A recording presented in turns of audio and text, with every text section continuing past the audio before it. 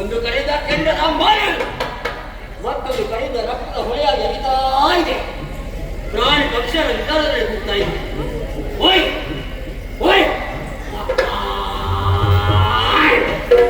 ಈಗ ನಾನು ತಿಳಿದುಕೊಂಡೆ, ಯಾರೋ ಒಬ್ಬರಾಕೆ ನಾಳೆ ಕೇಸರಿಯವರು ಬಂದರಂತೆ, ನಮ್ಮವರಂತ ಸತ್ತದವರು ಬಂದರಂತೆ. ಯಾರೇ ಯಾರಿರಲಿ ರಥವನ್ನೇ